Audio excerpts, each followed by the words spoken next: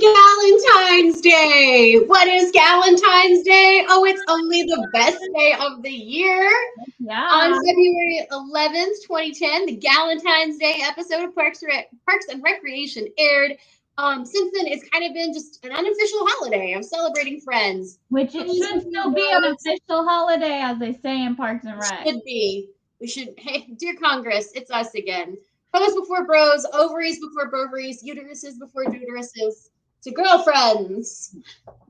I'm so excited. This week, we're doing a special Con Girls episode of the podcast. Welcome. And we're covering all things nerdy and best friends across the entertainment world. We're going to have some fun. Yeah, and exchange some gifts. And just, we're going to have a great time. I was telling Katie, I was like, let's treat it like a slumber party. I'm so excited. Except for we're not wearing pajamas.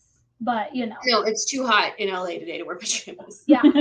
Fair. But we've got our wine or drinks. So, you know, mine is in a cup that says my blood type is wine. So, mine's in that cup too, but it's not wine. It's pink lemonade. Sparkling. I have some Angry Orchard that was gifted to me by our dear sweet KT_Christine. Thank you so much. She gets me. Which I didn't even know existed. They were out of the wine, so I picked a cider instead. But thank you, Katie. Wait, did you say you haven't had Apothic Red? I have. Oh, okay. I have had it. I think my roommates bought it before. But just when I tried to pick it on the website, they were like, "Oh, this is that makes sense." When I tried to order some, it wasn't on there, so it makes sense. Which is funny because that's the wine everybody was buying at Bevmo earlier when I went. The guy in front of us had it. It's part of their 5-cent wine sale. So I was like, everybody has the same idea. Yeah. So should have gone to Bevmo for their deliveries then. Yeah. It's true. So why don't we introduce ourselves? I guess since that's what we always do on the Con Guy, but it's a smaller skeleton crew of ladies today. My name is Danae. I am one half of the Con Girls, one half of the Samblings, but Derek wasn't invited because he's a boy. And we are a part of the Con Guy that we come out here, once a week to talk to you guys about these nerdy things. You can find me on Instagram at DNAYS. I am a writer and comedian right here in Los Angeles. And with me are two of the coolest people in the world. Take it away, you guys. You want to go first? Sure. I'm Emily. I am part of Con Girl. That's the only thing I'm part of. But, it's the best thing to be a part of because girls rule, boys drool. Love it. And, yeah, I'm roommates with this chick. And I am KT_Christine, part of the Con Guy for a few years now. Her other half, and then Danae's friend as well, which she told me I was her official Valentine because I sent her alcohol. Aww. So I just felt like that was some bragging moments there. But yeah, we're excited to talk about some fun girl things, but not like girl things, but girl things. And we could talk about girl things if you wanted. So I don't want to make our awesome people that run our show mad at us or uncomfortable. Yeah. But if you guys are joining us, welcome. This holiday doesn't have to suck. So, that's why we're here, to hang out with you guys and have fun and try not to go on the Instagram and get depressed. I've been off of Instagram like all day today because I couldn't come up with anything clever to be like, oh, this is a picture of me and my cat. The love of my life today. Her name is Emily Dickinson. If only. That would be so cool. So we have some presents because, as Leslie Knope taught us, Galentines is about your gal pals and giving each other some love. I dropped off some presents to Katie and Emily. They sent presents to me, and they did a much better job of wrapping. Look at this. Here's a like a. Is that a lei? No, it's just like a stem that used to be on my balcony, so it's recycled. I love it. Thank you. I was about to say I got laid on Valentine's Day, but no, it's just a stem. I got a stem on Valentine's Day. I didn't even think about that. Who's first? So you guys should open your presents at the same time. At the same time? Oh, okay. At the same time. Because they match. They're not terribly exciting. I'm dropping everything. Hold on. Hold on, I'm dropping everything. It's hard because there's like multiple levels to it. It looks like What is it, Emily? Share with the people listening. A sticker. My winter soldier. I have a Kit Kat, which is both my favorite candy, but also part of my name. So that's always why I've liked Kit Kats. Sebastian Stan would never treat me like this. It's true. He's perfect. Yeah, so those are stickers from Redbubble. Quick shout out to Redbubble. They're amazing. Is that the same people you did last year? Yep. All right. So mine is a Polaroid of Andrew Garfield. Like, look at that. That's cute. Look at That's that. a good So one. if you guys are just tuning in, these are our celebrity crushes. She got us stickers of our celebrity crushes, which she also. There's another sticker in there, Katie. You need to pull Oh, it I out. know. I'm just showing them that one. Oh, Then this one says Uteruses before duderuses. So when we got. Oh, wait, Katie, you got a third one. That's my favorite. Oh my gosh, this is going on my water bottle. World's best chiropractor. This is going on my water bottle, that's for sure. Happy Galentine's Day, Kat. Girl, you know me She got dark chocolate, 70% lint. That's some good stuff. 8%. Oh, my bad. Yeah, 78%, Katie. And then I got a You're My Jam facial mask. It's a strawberry infused face mask. Love it. And then Danae, I think, had something else as part of her gift, which I think. Yes, well, first I'm going to show you the stickers I bought for myself, because obviously, not to be outdone, I got myself some T Hiddles stickers right here, and Uteruses before duderuses, because I am dating the woman I'm becoming, and I'm loving every minute with her. There's also a special extra piece of the gift to show on air. So we're going to pull up those images real quick, and I made these. I'm so proud of them. I was not able, unfortunately, to make a 5,000-word essay. The fact, though, that you used effervescent just made my life so much happier. We can't hear you. We can't hear you. I think you're away from your microphone. Can you hear me now? How about this? Yeah. Now I will present them. Nope. You have to be like right where the You have to be like right. So Jim, I think can we switch camera so it's like. I don't have control over where my face goes. Can you hear me now? Yes. Yeah. So we'll just pretend that All right. Okay, so I made an acrostic. There we go. There we go. Made some acrostics out of Emily and Katie's names. So we have Emily, you are effervescent, marvelous, irreplaceable, loving, inspiring, elegant. Thank you for being a friend. Katie, you are a kindred spirit, amazing, talented, incredible, excellent. So not to be outdone, I made one for myself, and this was after like 2 or 3 White Claws. Danae stands for Dancy, Ancy, Nancy, a glancy, egg. An egg. What kind of egg? What kind of egg? I don't know. It's just it's a word that starts with the letter E. I love Also, egg. Danae also got us socks and a little tiny bath bomb.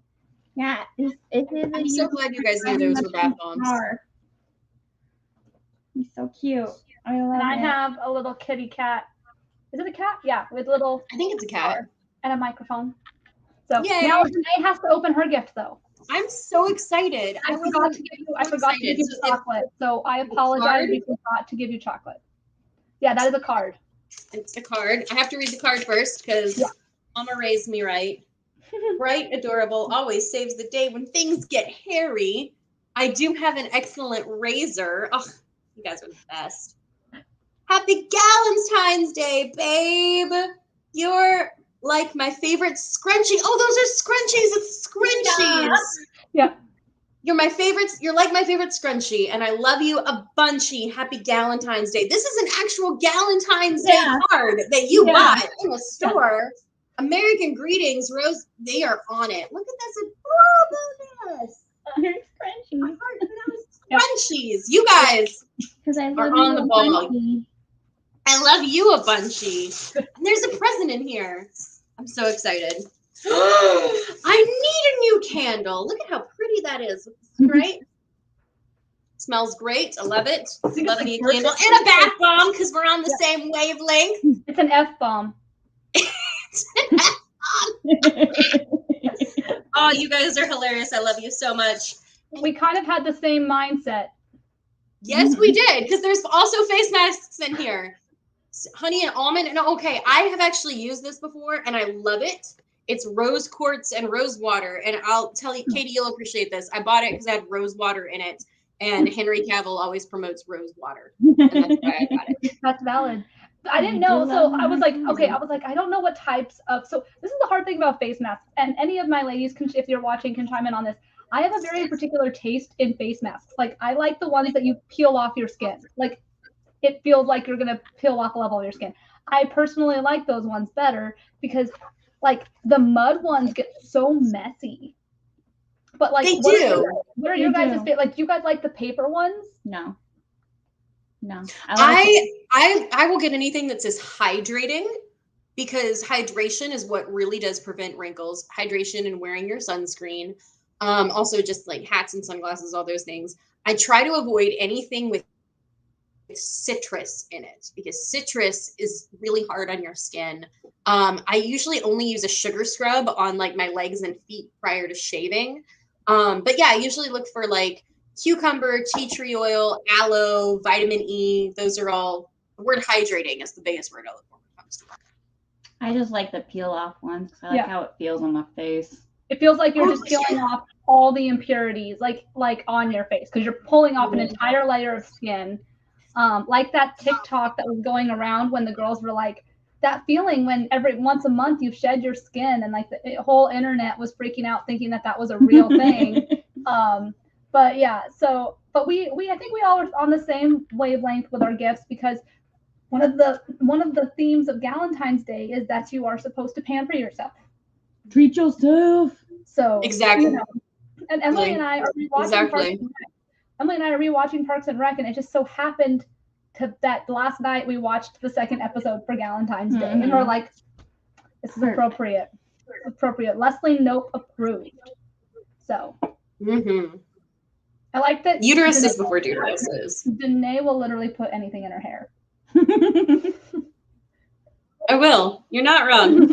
I love this, guys. Thank you so much. I feel wonderfully blessed to know you guys, and thank you for thinking of me and this Valentine's Day, this Galentine's celebration that we're having. I'm so excited. I'm excited to get into like all the stuff we're going to talk about on the show. Honestly, I'm really looking forward to it.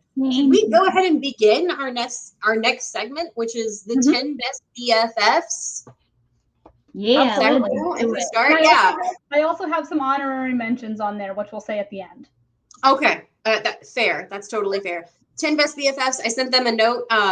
Sent our, my fellow con ladies a note, not Eros love, but Feely love, to explain that, Valentine's Day / Galentine's Day is not just about romantic love, but just love in general. Like you can love cookies, and you can love your siblings and your parents.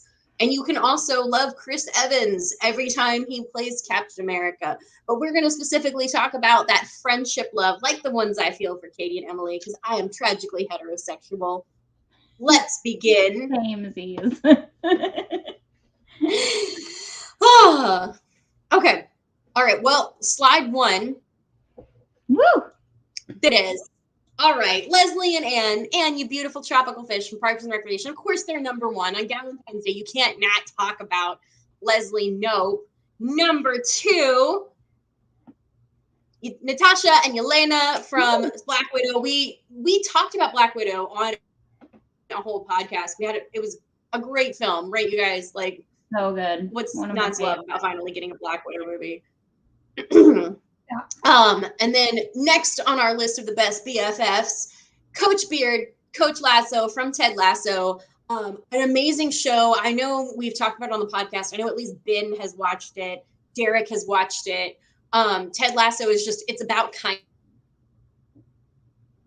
kindness, and these two are great friends. Favorite quotes from it was when Ted Lasso explained, like, hey, you know what the happiest animal is? A goldfish. Because he has a 10-second memory. Be a goldfish.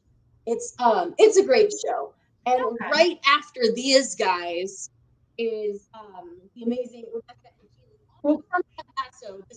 Guys, the show is so good that there are multiple best friends I could be putting on here. but I kept it down to 2. So, something I wanted to point out about these guys, though, is like pretty much every single episode, to people who are concerned with something like this, these characters pass the Bechdel test because they will have a conversation about something that isn't a man, but they also, their drama isn't them fighting. It's, you know, the things they deal with and real world problems, which I so appreciate about a show. Like I get really frustrated a lot. Do you guys, when it's all the drama in a show is just all the drama in a show is just people being mad at each other? Does that happen to anyone else, or is that just me? No, yeah, you're right. No, that's valid. Jim wants to because I think you cut out. Who is that? Who is Rebecca and Keely? They're from Ted Lasso. They're 2 more characters from the same show. Yeah. Awesome. Now you cut out a little bit. Okay. Obviously, they're not ladies, but like we can appreciate. They can be extended to people who aren't ladies. Let's be real. Oh, you're cutting out again, Danae. Oh my gosh. Can you hear me now? Yeah. Yes. Yeah. I'll just okay. Yeah. So Captain America and the Winter Soldier. Nope. Still quiet. I'm still quiet? Okay. Dang flabbit. Right there. Don't move. Okay. I'm trying to stay close to the mic, as close as I can, but my microphone is my computer. Okay, next on the list, Captain America. In case you're just listening, Captain America and the Winter Soldier. I actually had these guys with one of my closest friends from college. We put them on our graduation caps when we walked. It was great. I'll go ahead and rush through this because apparently it's okay. If anybody wants to send Danae a new mic, you know, she's taking. I would love that. I mean, my computer is a few years old, but it still types and plays Netflix. So I'm still using it. Okay. Anyway, so next Oh yeah. Yeah. Next on my list are Angela Kinsey and Jenna Fisher, who you might know better as Angela and Pam from The Office. They are real life best friends. They have a great podcast called Office Ladies. They're doing a rewatch of the entire show, The Office. And what's particularly awesome about this is the way that they will go into deep dives of things. They'll explain history behind things, hidden things in episodes that you just wouldn't know otherwise. But they're also very open about talking about their own mental health and how important it is. Like one of their biggest supporters is BetterHelp. And they always say like, hey, it's okay to ask for help. It's okay to just need to talk to somebody. And Jenna Fisher has been very open about her anxiety and some of the tools she uses to combat it. So 10 out of 10, I very much recommend Office Ladies podcast, starring these 2 fantastic best friends. It's one of my favorites. Gonzo and Rizzo. Oh my gosh. Did anybody else just grow up loving the Muppets? Yes, always. Oh man, I can't even begin to describe it. The Muppets were my childhood, and that's why they're number 7 on 10 best friends forever. I love it. But following them, Max and 11. I was so proud of the Stranger Things showrunners for taking Max and 11 in season 3 and just making them friends. Like there wasn't just some big fight thing going on, or they weren't both interested in the same guy. They were genuine friends, and I loved that. I loved it. It was so good. Also, like up until that point, she didn't have any other girls to hang out with, and I do think that was kind of a detrimental plot point for Stranger Things to be like, listen, she hangs out with all guys. She really needs another girl who can do girl things and teach her about girl things, even though they don't technically teach each other about girly things because they're kind of going against the norm and the normal cliches behind being a woman and a girl. But she needs that. She's a teenager. Like every teenage girl needs another teenage girl to like hang out with away from the boys. So. Absolutely. And of course, Peter Parker and Ned Leeds from all the Spider-Man movies. Where he's not going to go evil and kill him or try to kill him. Although, you know, spoiler alert for No Way Home, but it's been literally like 2 months now, so I don't care. This friendship is going to have to go on hold for a little bit because, you know, he doesn't remember. I know. Oh, it breaks your heart. But yeah, and then like their chemistry is so great. Like just like the I promise I won't kill you.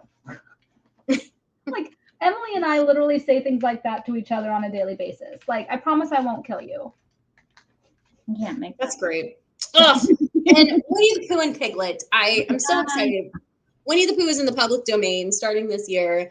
And I feel like, these characters, they just taught us so much as children about love and friendship and caring for one another. So I had to include them. It was actually Emily. You were the one that suggested this. I did. But Winnie the Pooh and Piglet, they're awesome best friends. And this is a girls' podcast tonight. So I can say that. And I'm not going to get interrupted by like my brother or anything. Yeah. So was that all of them? Oh no, One more. Of course. Classic. Best friends of all time. Thank you. The goats themselves. Thank you for being a friend. The Golden Girls. Sophia, Dorothy, Blanche, and Rose. I got my roommate to actually watch this show for like the first time tonight. Oh, really? It was the Valentine's Day episode where you're seeing a few different stories. Sophia has memories about Salvador. And we see this time when the ladies checked into a resort, which they did not know was clothing optional. And you have that classic image of all of them behind like the giant hearts. The Golden Girls, you guys. If you don't know that show, I'll pray for you, and you need to check your heart. Well, like, let's be real. That's like what we all aspire to be. Is like once, even if whether we get married or not, at the end of the day, having those ladies who are like our ride or dies, like that you can still be like, okay, this is happening, and it is a little somber, but they are all reunited now. So, Yep. Absolutely. Not to take a damper on it. I apologize. I did want to mention a runner-up. We won't have a graphic for it, so I'm just going to say it because Emily and we were watching Parks and Rec, and Leslie and Ron Swanson. Like, obviously, Leslie and Anne trump, like, for Galentine's Day, you have to address Leslie and Anne. But, like, there's something so great about Leslie's relationship with Ron Swanson and the respect and love that they have that's not romantic. And it's hard to do. I'm not saying it's not. It's possible. It is possible, though, for someone to have a really dear friend to them that is the opposite gender. Yeah. And just have respect for each other and love without being romantic. And I think it's such a wonderful, wonderful relationship of just knowing someone so well and being able to work with them and having your moments, but at the end of the day, like, you love that person. And I know there was one more, but I can't remember who it was. Do you remember who it was? Also, I mean, I could come up with stuff off the top of my head. If I could say one thing about Leslie and Ron, like, I love the fact that they have such different political opinions, but they are still friends. Like, you guys, it is possible to do. Like, even if you have friends that are completely opposite on the political spectrum from you, you can still be friends because at the end of the day, we all want what's best. Absolutely. So, and just, I love that they managed to do that on a TV show. Yeah. Mm-hmm. Absolutely. I can't think of any. I can't remember who my other runner-up was. But I don't know. I could literally just sit here. I was just texting Danae a bunch of them yesterday. I was like, oh yeah, this and this and this and this and Tom and Joe. If you're listing all of our favorite best friends, like, we would be here all night. Which we kind of do anyways a lot on this podcast, and we will talk all night long. But I feel like we're going to make a great stride in the role for equality by proving that we're better than the guys tonight. I'm putting out a 1-hour podcast. Yeah. My flower broke. Oh, I love it. All right. Oh, she had to put it back. She had to fix it. I have to put it back in. It was part of my present. Okay. Thank you. So, Katie, we're going to take over now, and I'm ready to see the things that you have brought. I'm nervous. Yes, but before we do that, Danae, there is something that you have explained to me and Emily. And if you guys don't know Danae, or you do know Danae, she has explained it in full to most of you. But Danae has this thing called Queen, Son, Husband, and how she says that all men have one of these 3 categories, and I'm going to let her explain it to you before we segue into the next part, because it's something. It's quite something, and only she can explain it. You just got to take a couple drinks. It's my 3rd drink of the night, but I want to be in that sweet spot. Okay. So for every celebrity male that a woman is interested in, he falls into one of three categories. So not, every time that a woman is interested in a man, it's not, oh, I am attracted to him. There are other categories for this, and I'm here to explain it to you. So category number one is queen, not king. I've had to correct people on this. It is not king, it is queen. Your queen is someone you respect, someone you support, someone who makes decisions for you. So like if your queen says, I support this charity, you say, that's an excellent charity, I'm going to support it too. If your queen says, you know what, only right shoes are ladylike, you will throw away every left shoe that you own. And in my case, my queens are Kenneth Branagh, Benedict Cumberbatch, people like Jeff Bridges. Like I have so much respect for these men. But here's the thing. You cannot be physically attracted to a queen because they are so far above you and you know it. Yes, the con guy. I don't know how to make your comment appear, but yes, Jeff Bridges is a queen. That man is so talented. I have so much respect for him. He's one of my queens. So the second category is your son. So your son is someone who you cannot be physically attracted to again because he is a baby. He's your baby. You will defend him like a mama bear to anybody who tries to cross him. All of his work is hanging on your fridge because you love him. You will respect every piece of art that he puts out. So for me, someone like my son, like Lin-Manuel Miranda, who is older than me, is my son. Elijah Wood, also older than me, is my son. Chris Hardwick is my son. I couldn't handle Spider-Man No Way Home. Spoiler alert. When I saw all three Spider-Men on screen, I wanted to throw those boys in a van and drive them to soccer practice. I was going to whip out the juice boxes and pass them out along the way.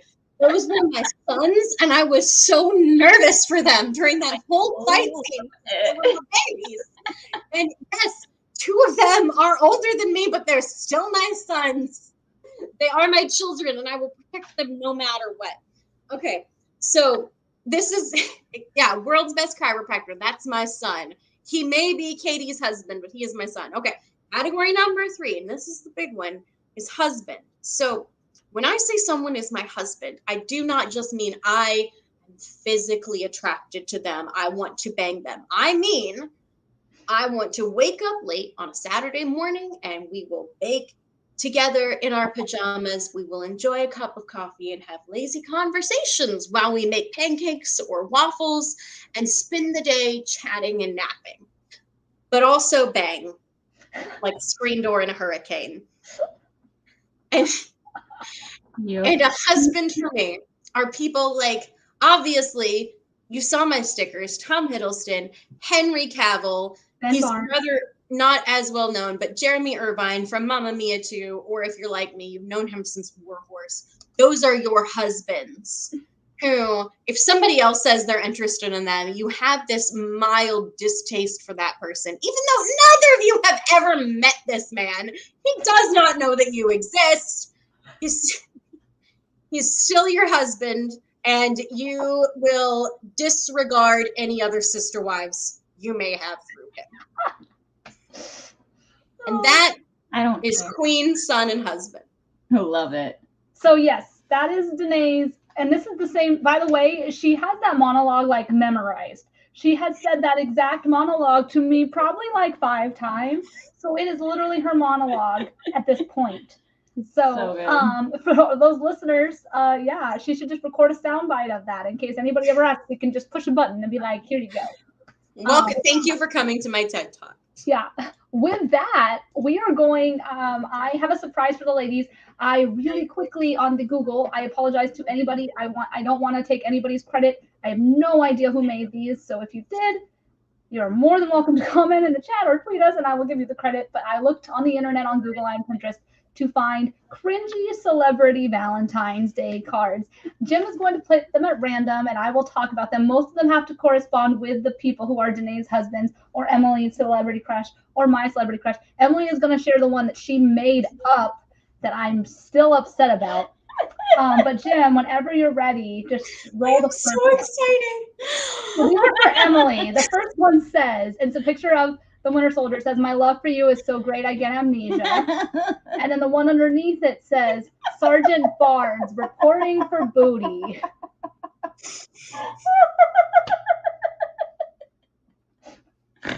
And then we have The Witcher, because all of us love Henry Cavill. Roses are red, violets are blue. It's Valentine's Day. It's great. It's fantastic. Oh my god. Wildcats are red. Troy's eyes are blue. This could be the start of something new for Mr. Zac Efron, because Emily also loves Zac Efron. I really do. And this isn't like a 10-minute Google search. I could do way more if I had more time. Oh my gosh. And then, just because this is not an honorary one for our listeners, it is a picture of Zac Efron holding Ben and Jerry's and a bottle of bourbon, and it says "All a girl needs in life." I mean, it's not wrong. Take away the bourbon, and I'll just take the other two. This was clearly probably taken, or it's not as much applicable now because Zac Efron is sober now. But hey, I love it. Do I have more? Oh yeah, this is for the I'm burdened with glorious feelings for you, obviously because it has Loki on it. So yeah, there's that one. I feel like, oh yeah, and then there is for all of the serial killer true crime fans. I would literally kill for you, and it is Joe from You. So there's that one, which is my personal favorite, because why do we, and this is going to kind of segue a little bit, why do we as women, and if we have any women in the chat, why are we so fascinated by true crime? Like, why do you think women are so fascinated by true crime, even though we never want to be part of a true crime story? Are you wanting us to answer? Yeah. I'm trying to open an Angry Orchard, and it's requiring all of my attention right now. I think it kind of comes down to like the survivalist nature that women feel. I have a much longer answer for this that I will save for that podcast when it comes. Yes. But I mean, when I walk down the street and my hair is pulled back, I pull my hair over to my shoulder and I hold onto my ponytail or my braid, because I know a way that men will attack women is by grabbing them by the hair and pulling them back. And that's something my brothers have never had to worry about. Like, I had a conversation with Derek, who's on our podcast a lot. He's very sweet and I love him. But he was like, oh yeah, if somebody's asking for money on the side of the street, he's like, I roll down my window and I give them an MRE. And I'm like, that's great. I could never do that, because I have to make judgments about my safety that just men don't really have to make. So when we listen to these true crime podcasts and we watch these documentaries, we see the mistakes that other women have made, and we know not to make them. I mean, ever since I watched the Night Stalker documentary, I wait in my car until the gate to my parking complex closes. And I still wait an extra minute sometimes, because that was how Richard Ramirez attacked a woman, when she was getting out of her car and she wasn't paying attention. And, he was able to startle her that way. I am always prepared when I get out of my car to fend someone off and get right back in my car and lock the doors and drive away. And that's unfortunately because we live in a fallen world where evil people will always exist. It's just something women have to do. But yeah, and so then there is a point. We're not going to stay too long on this, because obviously we want to keep it upbeat for Galentines. It's just one of those things that is quite fascinating. Like, literally, I had a coworker ask, why did Texas Chainsaw Massacre go up on Netflix this week? Why not at Halloween? And I said, because couples watch horror movies on Valentine's Day. It is very much a thing. And they're like, oh, I never thought about that. I'm like, I am single and have been single for a long time, yet I know that.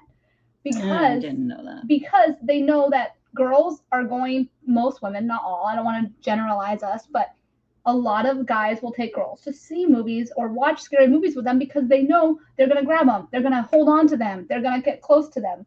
And that is why they watch them.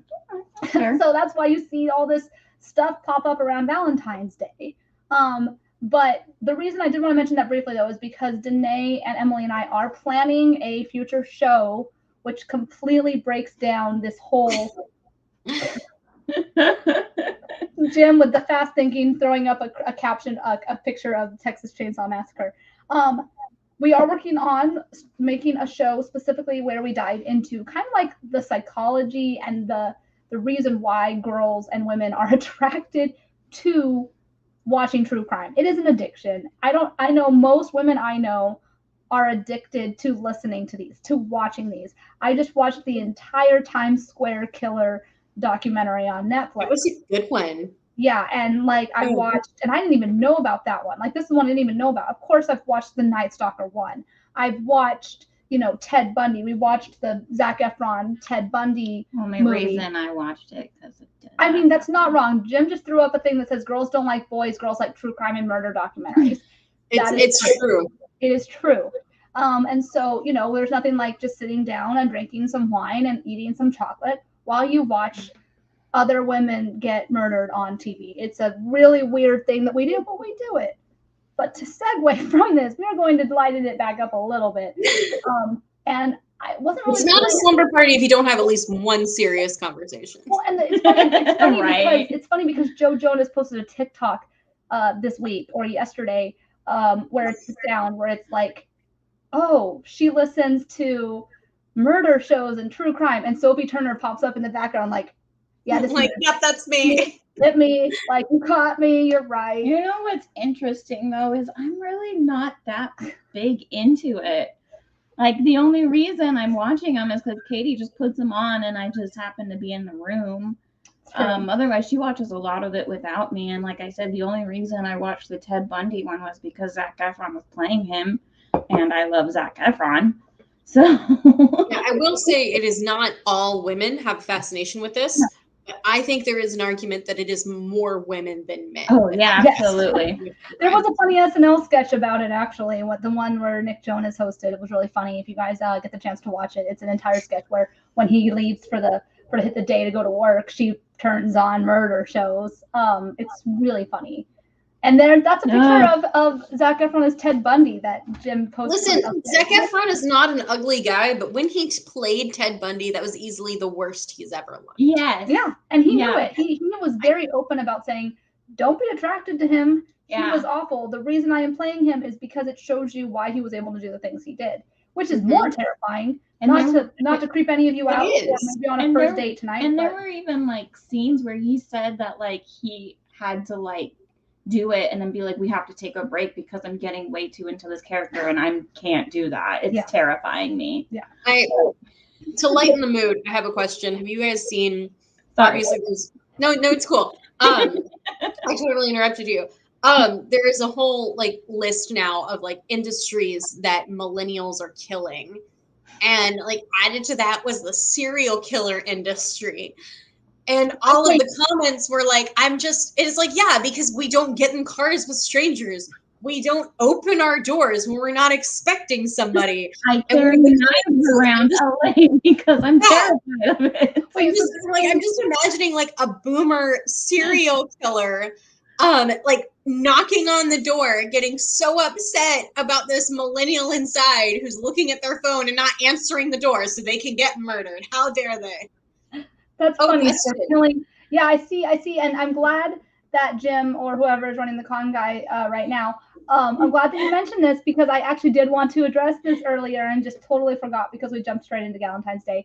And the question for the con guy was, what's this we hear about Twitter choosing an Academy Award? Who are you voting for? I found this out today. The Hollywood Reporter and the Academy yesterday announced that they're going to do a honorary Oscar for a fan favorite in the Oscars. They'll not get like an actual award in a sense, but they will get acknowledged. They'll put tweets on the air during the broadcast, and 3 select people who tweet their fan favorite will get to present at next year's Oscars. They're just doing everything they can to try and get people to watch the Oscars now, aren't they? Exactly. So there is multiple arguments about it.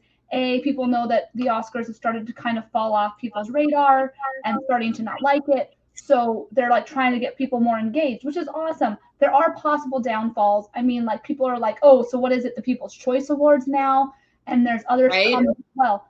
But as someone who gets very upset about my favorite film of the year not getting nominated, I think it is nice because, for example, and it's mainly, from what I understand, it's mainly inspired because people got so upset about No Way Home getting gypped, and Tick, Tick, Boom not getting nominated. Also, common denominator in those films, Andrew Garfield, just saying. He's nominated, though. So I like it. I think it has the potential to downfall, but I am very excited to see how it goes. I do like the idea of there being an Oscar category where it is fan nominated because it gives the fans a reason to feel like they are heard. And with the Oscars, you still have your normal categories. Why does it hurt to have one category that is given to the fans? And then there's also one where you can vote for your favorite. It's called fan cheer moment, or you can talk about your favorite scene from a movie in this year. So it's cool that there'll be 5 winners in that category. Their tweets will be shown on the air, and they will get a swag bag with a whole bunch of cool stuff. For more information about it, you can check out the Academy Awards website or Twitter, or the article from the Hollywood Reporter that I did tweet about. I'm excited. I already submitted once, which is weird because it's telling you can submit 20 times a day. They're going to have to sift through so many tweets. A lot. I will spam the hell out of nominating Tick Tick. Like, I will spam it, not just because my celebrity crush is in it, but because it was fantastic. And I watched it 3 times, and I don't plan on stopping watching it. So I do like it, but I can see the potential problems with it. But Jim, you kind of gave a good segue for the way I was going to take this conversation of. I have one comment, and that is, this is not making me want to watch the Oscars, but it is making me want to join Twitter. Twitter's great. People can say what they want, but Twitter's great. Also, Jim just threw up a picture of Andrew Garfield playing the piano in Tick, Tick, Boom as Jonathan Larson. And baby. I know I've said it on the Con Guy, but if you guys are watching this, if you are listening to this, watch Tick, Tick, Boom. Tick, Tick, Boom is a movie for dreamers. It is a movie for anybody who is an artist, who knows that feeling of you can't pay the bills, but you have a passion and you don't know what to do with it, but you know that it is worth being broke for. It is inspiring. It gives beautiful homage to the late Jonathan Larson, who wrote Rent. And Andrew Garfield is nominated for Best Actor. Thank goodness, because he learned how to sing. He learned how to play the piano for this film. And also recently found out that he did, in fact, perform one song live when they were filming. He did at least 3 takes of a song live, which for a musical is a very grueling process when you are filming. And that is not an easy thing to do. And it was in the New York, in the park. Fantastic. Just fantastic. So, I feel like we need to have a Con Guy episode that's just discussing the Oscars this year. Just throwing that out there so Jim will hear it. We should schedule one. Like, we have so much to discuss. Yeah. Oh. What's the bluff for? Hate the Oscars. The Oscars. Hate the Oscars. Okay, I do too now, but I used to love them, and that's a whole other rant that we don't have time for. That I would love to discuss. Like, let's talk Oscars, you guys. Like, I used to watch these every year, and now I don't. It's gone downhill, but people are interested. Hopefully this year they'll bring some of it back by having a host, because they didn't have a host the last couple of years, or last year they didn't have a host. It was terrible. Last year's was the worst show I'd ever seen. Gosh, it ended so bad. And it was terrible. So let's hope we can bring back some of that old Hollywood feel to the Oscars. Bring it back, make it people care about it again.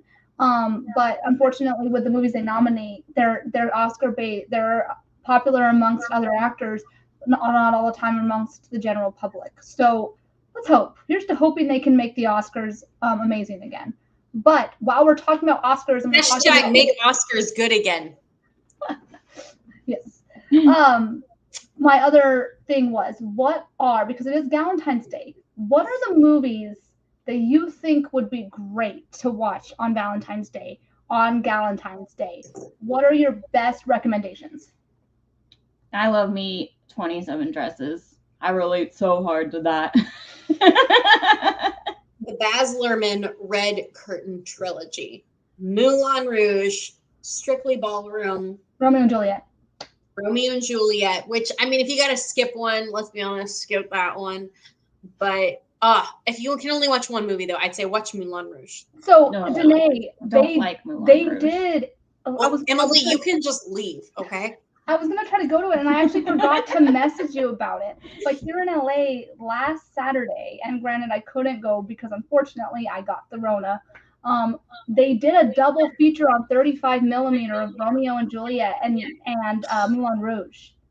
And it was like, oh, I want to go to that, but like I just wasn't able to go. But I was like, next time if they do it again, I'll have to hit you up because like, here's the thing, y'all.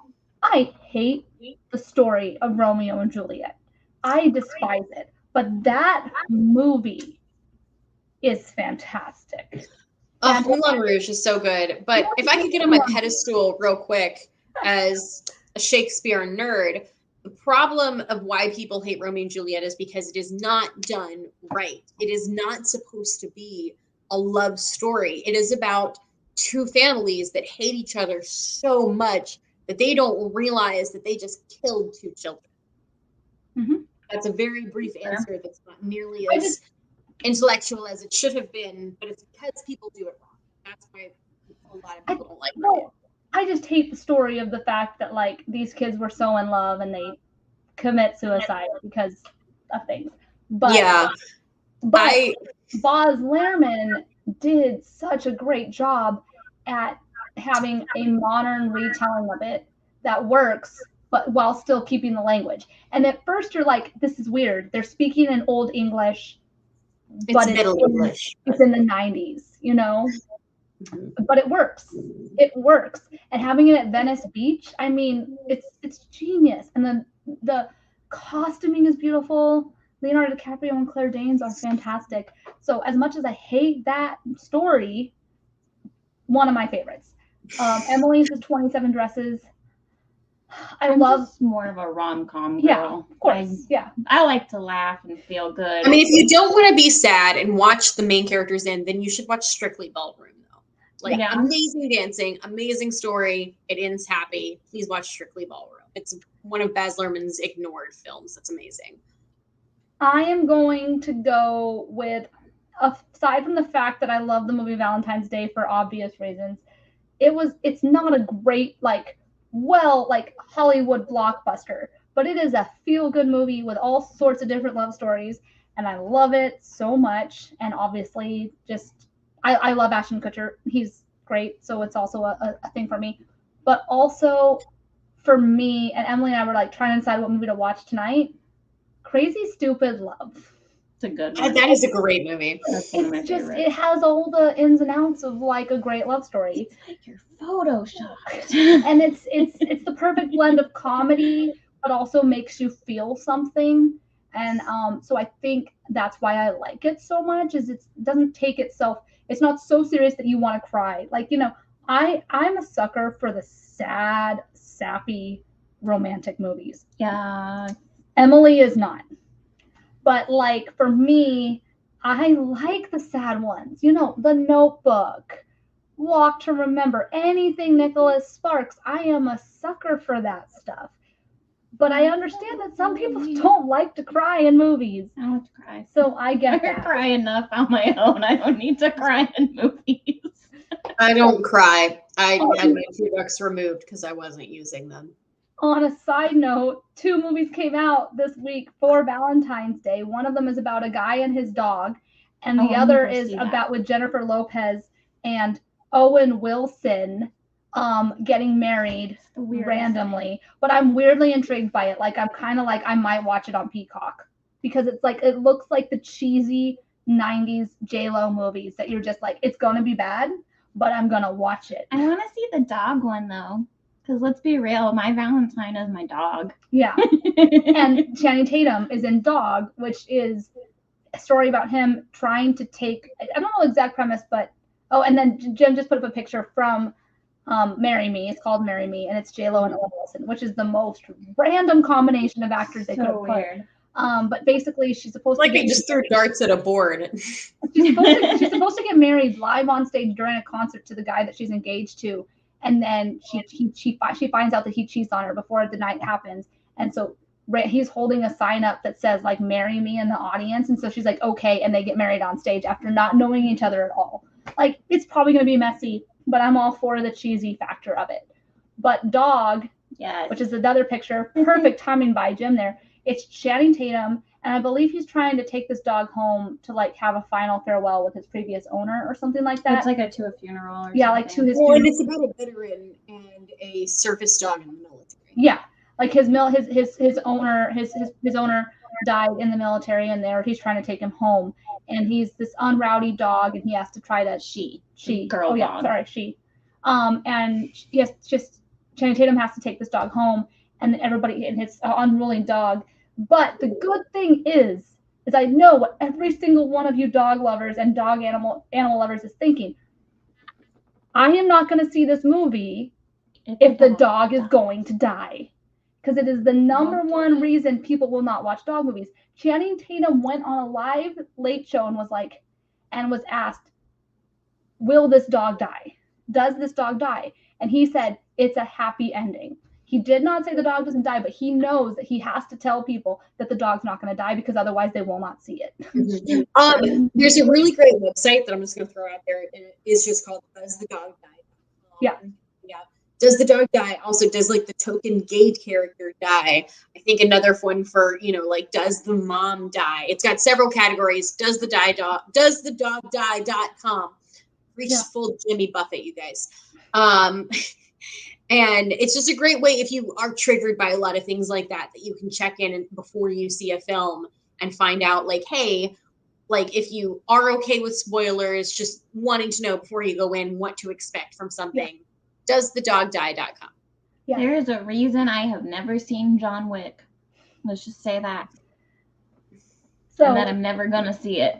Well, it's just funny though, because literally in the Late Show interview, like I forget which show it was, but the host was like, "Channing, have you heard that people will not go to a movie if they don't know the outcome?" He's like, "Yeah, that's why I've just been telling people. I've come to grips with the fact that I'm going to have to potentially give away the ending of the movie so that people will see it."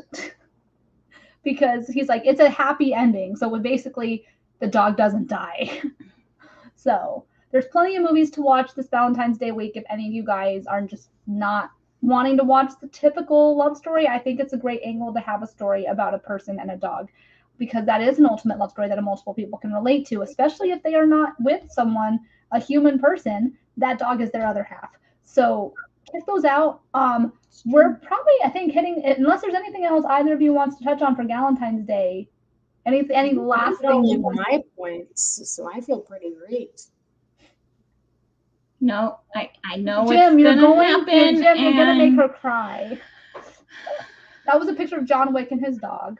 You can't. I'm never gonna see it. I made her go to a movie where the dog died, and we did not know the dog was gonna die. We didn't even know there was a dog in the movie, and the dog died, and it was not pretty, and I felt terrible because I was like, oh no. I understand. I mean, I am not a person who likes spoilers, but the only way I got my best friend to watch Game of Thrones with me back when we still liked Game of Thrones was I had to tell her beforehand which characters died. So before we started, I was like, everybody in the Stark family, spoiler alert, except for Arya and Sansa die. And I was like, get ready, Jon Snow dies. He died. It was really great. Jon Snow was brought back to life. Why did you watch that show, you guys? I don't know. Spoiler alert, if you guys are those people who don't want to see dogs die, don't watch Chaos Walking. That's all I'm going to say. They pulled a John Wick, which is a terrible, terrible thing to do. So, well, with that said, I think we kind of touched on everything. Like I said, stay tuned to the Con Girls. We're going to try to be doing hopefully about one show a month in this year. So stay tuned to that while we plan it. We'll let you guys know on social media what we're going to do for March. Also, a huge shout out and thank you to all of our media partners over at the Con Guy and the Con Girls, including that hashtag show. And I don't remember all of them, so I apologize, Jim, if you want to comment it and put it on the screen. You're more than welcome to. Because there's a lot, but you can also listen to us on Spotify, Apple, wherever your podcasts are, or check out our YouTube and social medias at The Con Guy or The Con Girls for any up-to-date information. We appreciate the follows. We're trying to work on our social media more this year, so stay tuned for some new things for that. And then all of our socials we will be telling you guys in a second, but thank you for being here. As we do our wrap-ups and we say where people can find us, Danae, Emily, tell everybody who your husbands are, Emily, who your celebrity crushes are, if it's not obvious from earlier. But we're going to wrap it out with that, and that's going to be that. So, Danae, you want to go first? Sure. Hey, I'm Danae. It's been a pleasure hanging out with you guys tonight. Thanks so much. You can find me on Instagram at DNAYS. And because it is Galentine's Day, I will tell you that please listen to Husband, Son, Queen. It's a really thorough investigation into how we think. And my current celebrity crushes are easily Tom Hiddleston, Henry Cavill, and number 3 for me has always been Jeremy Irvine, which if Warhorse, Mamma Mia 2, Papa Pia. Thanks, Jim. Yeah. If you weren't aware from all of our Loki breakdowns, yes. All right. Also, she also has on TikTok. I don't know if she's going to shout out her TikTok on here, but if you like watching insights from Danae's buzzed or drunk mind, they're pretty entertaining. Thank you. We're going to try to be better on the TikTok game. And Danae and I and Emily kind of have to get together and just spend the day filming TikToks, which we have not done yet. So hopefully we'll be better about that in 2022. Emily, where can they? Oh, well, that's not a celebrity crush, but Jim dug onto the internet and found my picture of when I met a very buzzed, meeting Jared Padalecki from Supernatural at Comic-Con 2019, aka the best Comic-Con experience of my life so far.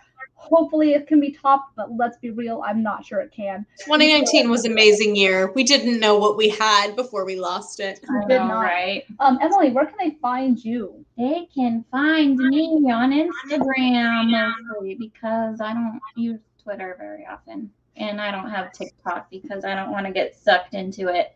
And you can find me at Gibson Girl. It's true. I do not want to spend 3 hours of my life just scrolling through videos. I already do that enough with Facebook. I don't need more.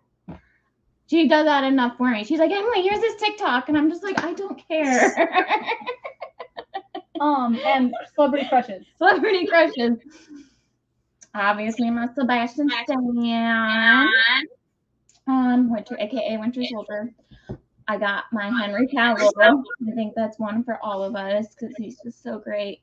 And Zac Efron. Those are my main 3.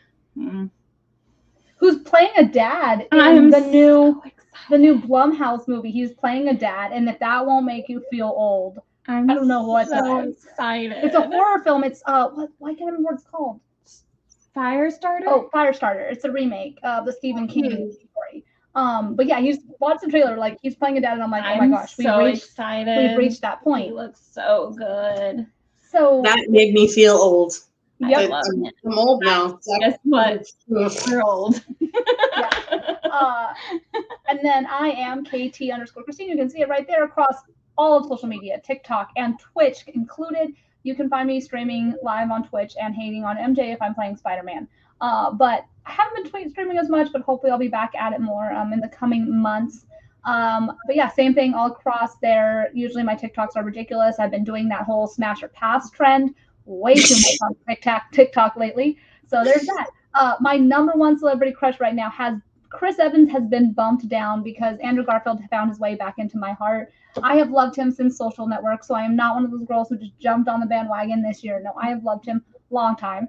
But right now, he is the number 1 in my heart because he's absolutely amazing and talented and age appropriate for me.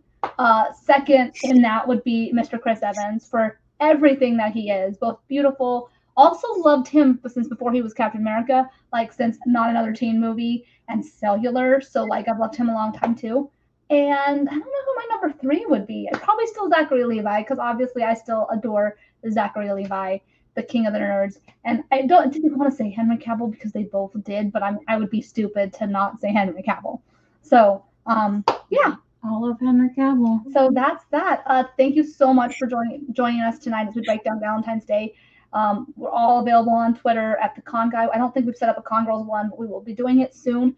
Tweet us your favorite Valentine's Day movies, Galentines Day pairs, all that stuff, and we'll try to reply. Your celebrity crushes so that we can thirst with you. Yeah. Yes. So God is real because Henry Cavill exists. or your favorite cringy Valentine's Day cards. We will for sure love to see those. I love them. We will be back next week with the Con Guy, I believe, but stay tuned to the channels to find out for sure. And we will see you guys next time. Happy Galentine's Day Happy for all you ladies. Happy Galentine.